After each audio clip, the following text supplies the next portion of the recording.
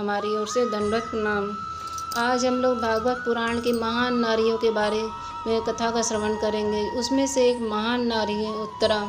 उत्तरा पंच पांडवों की कुलवधू और पंच अभिमन्यु की पत्नी रहती है। उत्तरा जब युद्ध समाप्त हो जाता है और भगवान द्वारिका के लिए जब प्रस्थान करते हैं, पंच पांडवों को उनका राज्य मिल जाता है, भगवान द्वारका जाने लगते हैं, तो उसी वक्त उत्तरा भगवान से दौड़े दौड़े याचना करती है कि पाहि पाहि महायोगिन देव देव जगतपते नान्यं तद्भयं पश्ये यत्र मृत्यु परस्परम।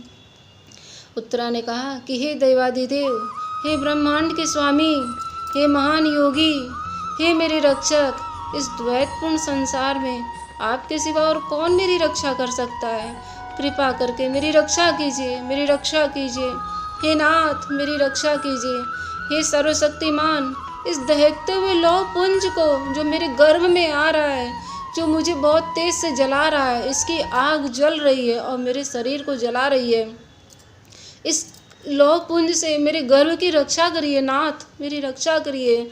और आपके सिवा और इसे कौन बचा सकता है।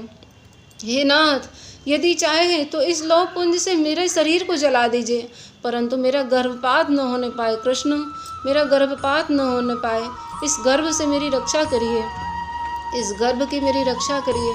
तो भगवान ने देखा कि ये तो ब्रह्मास्त्र है जो अश्वत्थामा ने छोड़ा है, और अश्वत्थामा जो बैर भाव से बदला लेने के लिए पंच पांडवों को जब उनका राज्य मिल जाता है, कौरवों का नष्ट हो जाता है, तो वो देखता है कि अब इन्हें राज्य मिलने वाला है और इनका वंश एक लास्ट यही बचा है, एक आखिरी।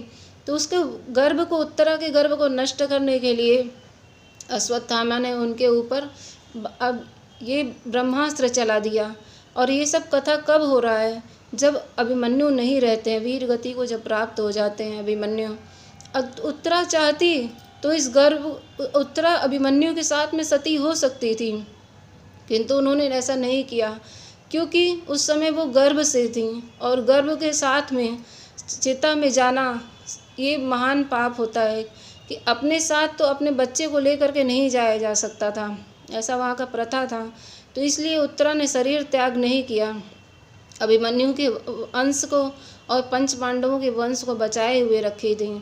और जब देखती हैं कि एक लौह पुंज तेजी से उनके गर्भ की तरफ आता है, तो कृष्ण से ज़ोर ज़ोर से प्रार्थना करती है, रोती बिलखती हुई आती हैं कि हे कृष्ण, इसकी रक्षा करिए नाथ, इसकी रक्षा करिए, ये गर्भपात न होने पाए नाथ, इसकी रक्षा करिए।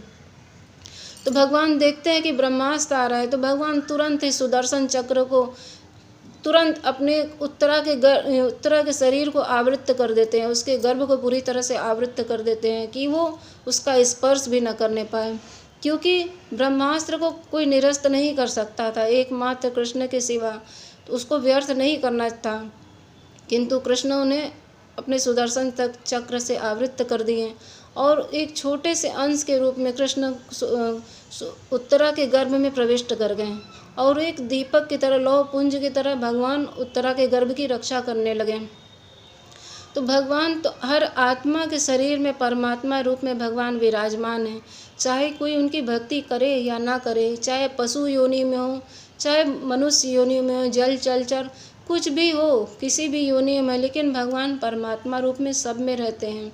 उत्तरा को ये पता था, वो चाहती तो पंच पांडवों के पास में जा सकती थी याचना के लिए, लेकिन उन्होंने ऐसा नहीं किया। उन्हें पता था कि हर पग पग पे जो हमारे इस पंच पांडवों के ऊपर विपदा आई है, भगवान ही एकमात्र कृष्ण ने ही इनकी रक्षा की है।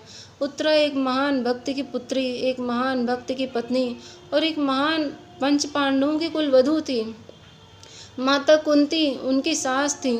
उत्तरा चाहती तो इन लोगों से याचना कर सकती थी, लेकिन वो इनके पास नहीं गई, क्योंकि उन्हें पता था एकमात्र कृष्ण ही उनके रक्षक हैं, हर प्राणी के एकमात्र कृष्ण हैं, और कृष्ण तो अब भक्त वत्सल हैं, उन्हें तो बचाना ही था। तो उत्तरा ने किस प्रकार से अपने गर्भ की रक्षा की, और वो आज उन्हीं के गर्भ की रक्षा से और उनके ही कृपा से, माता उत्तरा के गर्भ की कृपा से ही जो भगवान ने उन्हें बचाया, एक भागवत महापुराण का उदय हुआ, जो आज भागवत महापुराण जो हम सब श्रवण कर पा रहे हैं।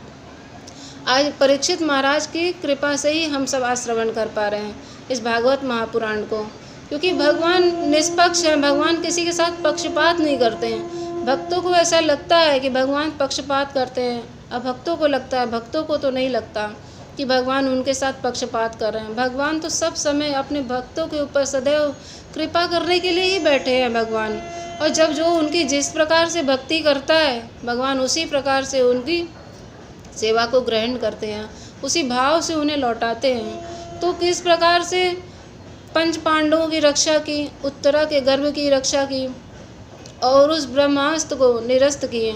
हालांकि उसे निरस्त नहीं किया जा सकता था, किंतु भगवान ने उसे निरस्त कर दिया, क्योंकि एक भक्त का पुकार था और वो उन्हें तो उसको करना ही था, क्योंकि एक महान भागवत का उदय होने वाला था। हरे कृष्णा कृष्ण कृष्ण हरे हरे, हरे राम राम राम हरे हरे।